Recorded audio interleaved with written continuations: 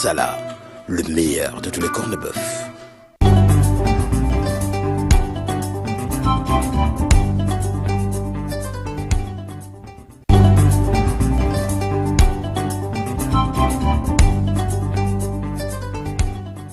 Un grand merci à Salah ci gunge bi matinal bi suñu gan bi tey ci àllarba bi Aïssatou Catherine Sow la nekk spécialiste en santé communautaire chargée de projet sur la santé des adolescents et jeunes ci ONG ACDEV ñu ngi lay nuyu madame Sow di la ziar ci la dalal jàmm. merci beaucoup soxna Nata Mbaye di la jaajëfal bu baax ci invitation bi di nuyu sa naataango journaliste yi ma fekk ci plateau bi. di nuyu waale aussi suñu ay auditeurs qui sont au Sénégal et au niveau de la diaspora. absolument merci beaucoup jërëjëf madame Sow alors coow li bëri na fan yi ci wàllu ay couches ak serviette hygiénique Chérif ma bàyyi la nga tàmbali. waaw muy société bi nga xamante ne mooy Softcare di ko defar sànq gis nañ sax borom boutique yi ñoom it am na lu leen métti ndax comme agence de régulation bu pharmaceutique dañ ne woon dañuy retirer produit yooyu ñoom ñi ngi sàkk ñu daal di leen di dàmp wante société bi am na benn communiqué boo xamante sax génne na ko ci démb ñoom dafa mel ni kon gindeeku am na ñu daal di koy affiché naa te yow say bët def naa ñoom gën saa yos de loolu ko tënkal société bi nekk voilà Softcare a pris connaissance d'une lettre émise par mooy agence bi sénégalaise de réglementation pharmaceutique. L'entreprise y attache une grande importance et a dès qu'elle a pris connaissance de cette dernière engagé des échanges actifs et constructifs avec les services administratifs concernés. Donc muy wax depuis bi mu fi nekkee ba léegi mi ngi placer sécurité ak satisfaction consommateur au cœur de ses priorités et à se conformer strictement aux principales dispositions légales et réglementaires applicables. Nee na le 16 décembre, c'est-à-dire hier, une équipe de l'ARP a effectué une visite au sein de l'usine de Softcare et par conséquent, les deux entités s'engagent à maintenir les normes et standards élevés pour garantir un accès aux consommateurs à des produits de qualité. yow nag soxna si Sow lii da leen yitteel ngeen nekk ci benn ONG boo xamante ni da ngeen di defal sax ay serviettes di ko yu gratuite di ko jox jigéen ñi nga xamante ne xëy na seen loxo yu jotul ginnaaw mais vous tenez quand même côté hygiène bi est-ce que lii xew fa la ci Softcare yow am na nga ci mbetteel. bon merci beaucoup Chérif. tout d'abord dañ leen di encourager à ce que ñu respecter les normes. pour obtenir des produits qui sont homologués. parce que les produits menstruels serviettes hygiéniques dafa nekk ay produits yu sensibles donc dafa war a obéir à des normes sur le plan sanitaire et sur le plan environnemental. ñun en tant que ONG actuellement au Sénégal. on est la seule ONG à obtenir la certification en matière de serviettes hygiéniques réutilisables. ñun rek ñoo ko fi am et on est la seule également à avoir le droit d'usage de la marque nationale de qualité. Et c'est délivré par l'association sénégalaise de normalisation. Mais ñun on est sur les serviettes hygiéniques réutilisables parce qu'il y a les serviettes hygiéniques jetables et les serviettes hygiéniques réutilisables.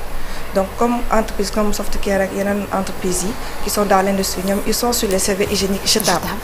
kon on les encourage à s'approcher des structures telles que l'association sénégalaise de normalisation parce qu'il y a des normes africaines sur les serviettes jetables.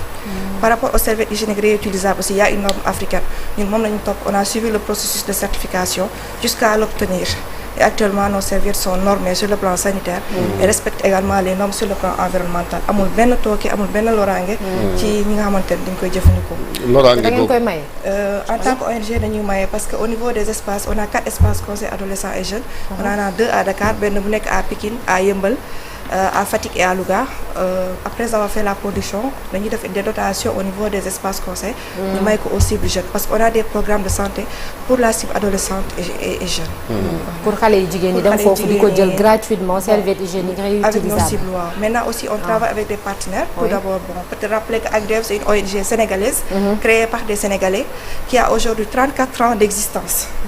Qui travaille dans le domaine de la santé, qui travaille avec l'État à travers le ministère de la Santé et de l'Hygiène publique, qui œuvre vraiment dans le domaine de la santé et qui fait la promotion du bien-être de la femme, des enfants et des jeunes.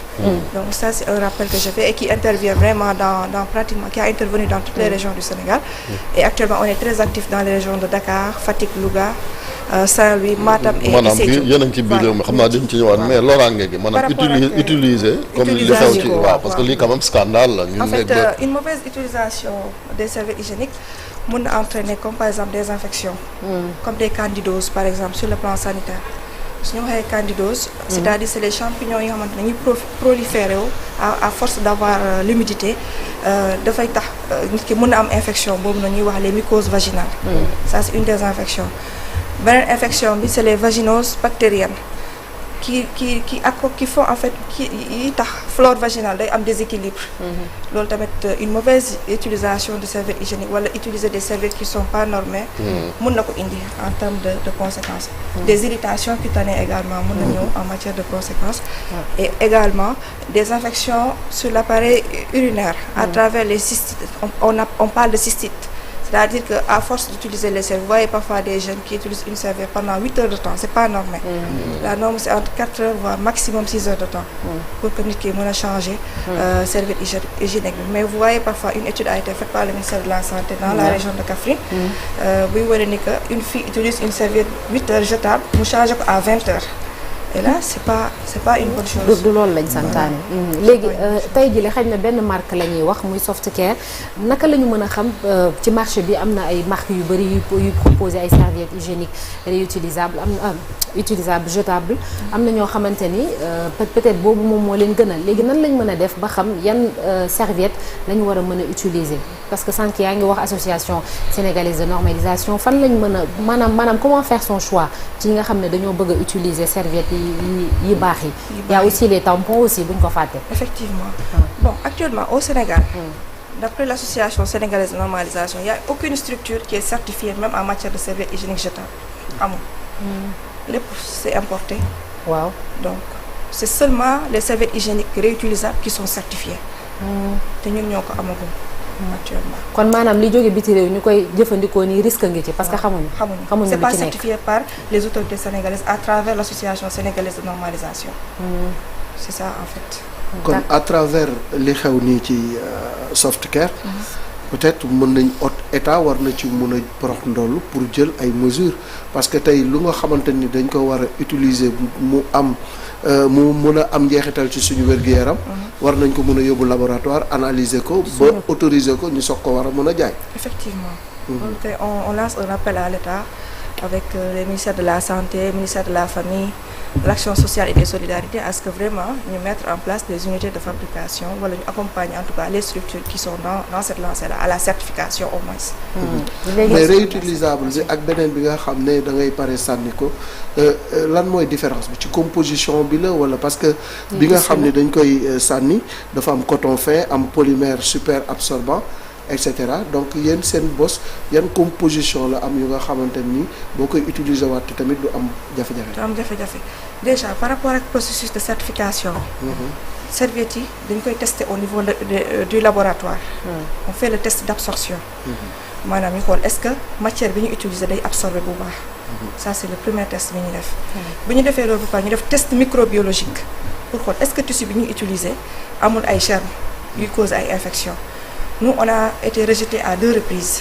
saa yu ñu demee yóbbu ñu ne ñu am na présence de germes wala y a un problème d'absorption. Finalement on a dû aller à l'étranger pour commander tissu bi tax mu am norme. En matière de certification. dafa mel ni da ngeen a dellu ca la maam daan def parce que. waaw ñoom dañ daan jël tissu bu nga xam ni coton la. boo paree fóot ko. weer ko après utiliser waat ko. te boobu jafe-jafe yi ñuy gis nii daawuñu ko am. daawuñu ko am mais sauf que actuellement par exemple su ma jëlee tissu yi nga xamante ne moo am au niveau du Sénégal te ñun ñu def ci test. tissu yooyu laboratoire dafa wane ni que dafa am ay germes. D'accord. parce que ñu bari dañuy jàpp ni que comme c'est des serviettes hygiéniques rek da ngay jël tissu en coton wala nga jël sa benn toile confectionné rek. dafa am tissu spécifique dafa am tissu spécifique. mais li doy waar mooy léegi ñu bëree def parce que grande surface yi dañooy defar. grande surface sax boo fa demee da nga fay fekk ñuy jaay ay serviettes réutilisables.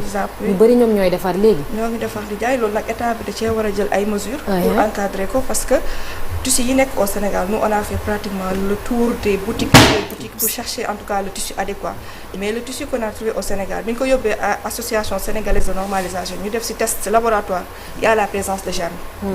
Ils ont rejeté on a dû aller à l'étranger en Europe pour commander tissu bi nga xamante ne c'est un tissu antibactérien. léegi bu ñu ñëwee ci yeneen façon aussi mooy culotte menstruelle yi nag. yooyu tamit c'est pas certifié actuellement au Sénégal. yi fiy dugg ci yëpp. c'est pas certifié. rien n'est certifié. ah waaw moom kay. li doy waar kay mooy lii ku ko dégg sax sa fit day dem parce que li ñuy dégg yëpp ci problème de santé yi mu mën a indi. alors que booy xool peut-être nga ne benn bi kese moom la ñu certifié que ça soit culotte menstruelle yeeg que ça soit serviette réutilisable yeeg jetable yi maanaam bu ci nekk rek. am na loraange bu mu la mën a jural te à ce stade amuñu benn étude bu ñuy def bu concluante ci njeexital yi ñu mën a am c'est ça si on comprend bien c'est ça actuellement il y a pas de structure certifiée amul gars yi dañuy def production def importer ñëw def mais jaaragul test yi mu jot war a jaar parce que y a le test d'absorption y a le test pH y a le test microbiologique y a le temps de séchage serviette yi nga xamante ne da nga jël tissu coton rek kii ko nga weer ko mën na def 24 heures voire 48 heures pour mu sécher correctement mais nous les serviettes que nous avons avec le laboratoire da koy sécher à l'abri du soleil au bout de 6 heures de temps dafay am séchage complet parce que tissu bi la matière bi la amul benn produit chimique ba pare matière bi dafa am certification internationale Oecotex standard c'est 18 laboratoires de recherche ñoo tase pour certifier les matières textiles donc tissu boobu noonu tamit dafa am une certification au niveau international ñu ñëw indi ko fii def test microbiologique gis ni que amul benn présence de germe maintenant les autres qui utilisent les tissus en coton et autres fekk jaarul ci condition yooyu noonu et si c'est pas délivré par l'association sénégalaise de normalisation on considère que c'est pas certifié. seen produit yi dégg nañ sànq nga lim bërëb yi nga ko mën a amee mais c'est très peu par rapport ak toute l'étendue du territoire nan la ñu mën a def ba jot ci ba maanaam yokk production bi yaatal ko ba ñëpp mën ci jot. pour ñëpp mën ci jot effectivement actuellement ñu ngi liggéey ci loolu pour xool comment faire la collaboration avec des partenaires au niveau national et international ak même ñi nga xamante ne dañuy yëngu ci wàllum commercial comme les GIE comme le GIE Tawfekh bu fekkee ne dafa bëgg a commercialiser tamit on est prêt à accompagner le processus vraiment ñu mën a ravitailler. ça aussi on est prêt à être dans ces dispositions là. mais njaay mi nag parce que gis nañ ni moom kii mi wax grande surface yi léegi boutique yi te lii kam question de santé la yaa wax hygiène bi naka lañ mën def ba rigueur am aussi ci conservation bi ak barab yi ne jaayee ban respecter normes yi bañ a lor utilisatrices yi.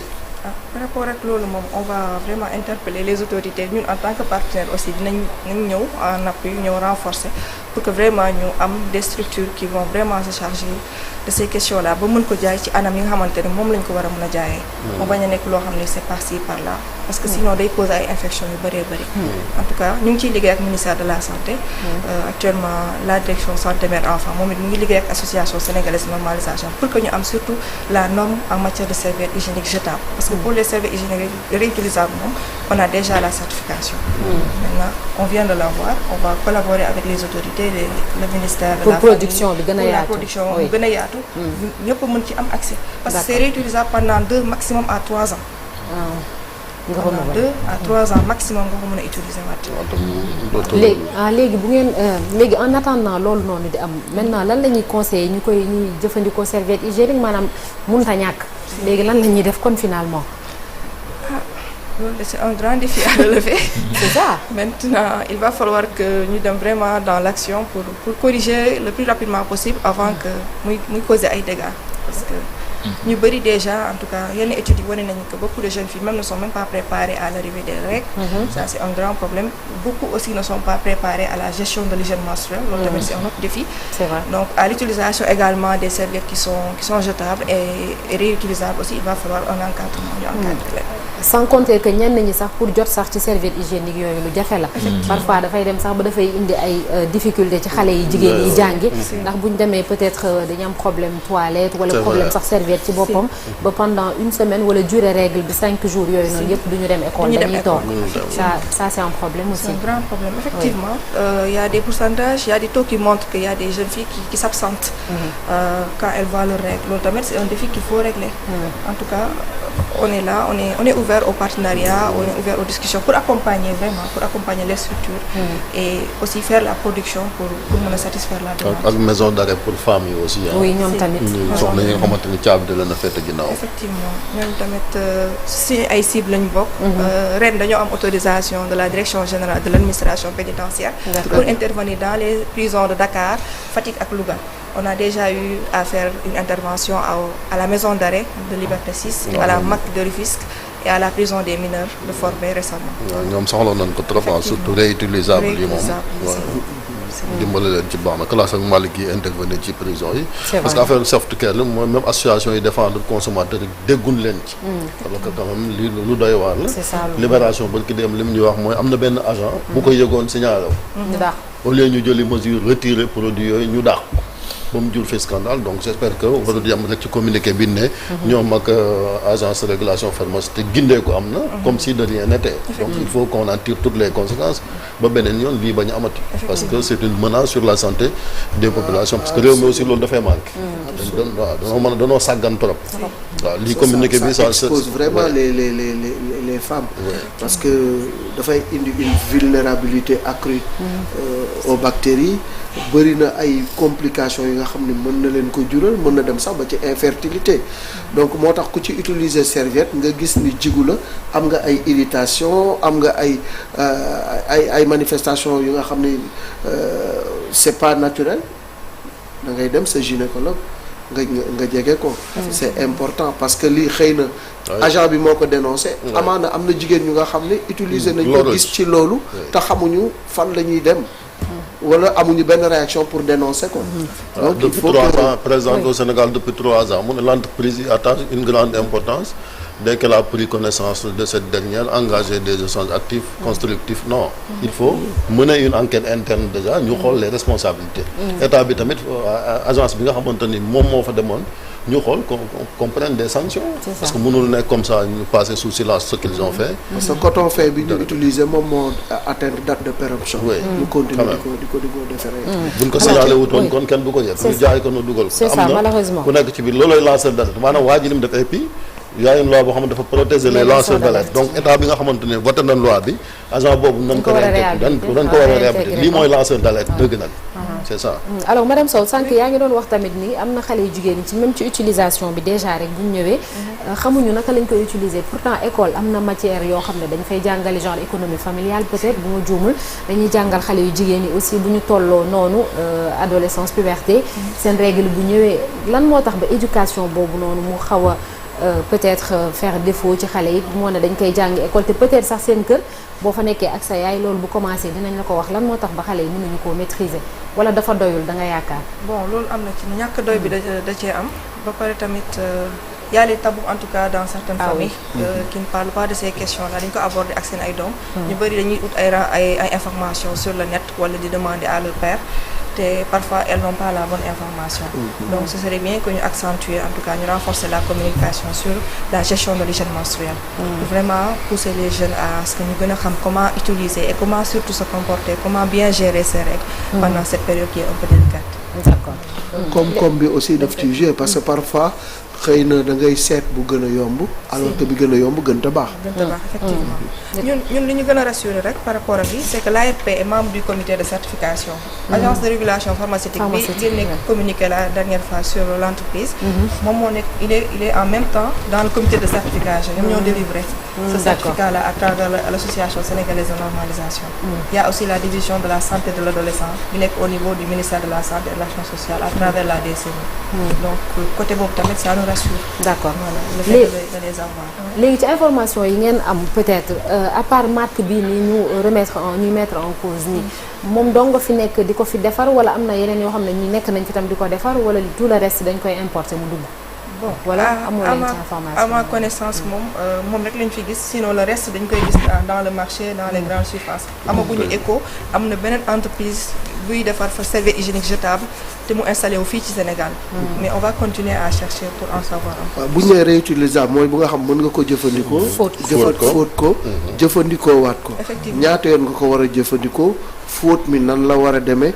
ba nga xam ni dina répondre aux normes d'hygiène ba boo ko utiliser waatee du am bactérie du am benn bactérie c'est-à-dire que quand on utilise la serviette hygiénique au bout de 4 heures maximum 6 heures de temps dañ koy changer tissu bi dafa adapté de telle sorte que boo si defee ndox def savon doux on interdit même aux gens d'utiliser les savons agressifs wala li yenn substance non saabu ordinaire ngay jël rek fóot ko vite fait soo paree nga weer ko boo ko weeree si naaj bi au bout de 4 heures voire maximum 5 heures de temps dafay wow koŋ à l'abri du soleil maximum 6 heures de temps dafay wow léegi su woowee c'est dans des trousses parce que yooyu tamit emballage bi dafa bokk dans le processus de certification dans la trousse il y a la notice d'utilisation dañ lay wax ni que su paree soo utiliser pare da ngay fóot weer soit nga weer ci naaj bi wala nga weer à l'abri du soleil mu am aération boo paree nga dugal sa trousse nga ranger ko prochaine ñaata yoon nga ko mën a pendant 2 ans pendant 2 ans. ah macha allah. 2 ans maximum 3 ans. donc day même am na solo. léegi bu ñu xool ci 4 méthodes yi madame Sow muy tampon yi di serviette jetable yi réutilisable yi ak culotte yi. yow bu ko doon classé ban moo ci gën a baax ba ban moo ci yées xaj na. moo ci yees bon je peux dire que les serviettes hygiéniques quand même baax na. man je les classe en jetable yi baax na. réutilisable tamit baax na. parce que c'est plus économique xam nga jetable chaque mois da ngay obligé jënd. bu jeexee da ngay jëndaat alors que lii soo jëndee une fois.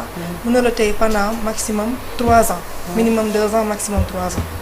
culotte menstruelle tamit c'est dans les serviettes qui sont réutilisables.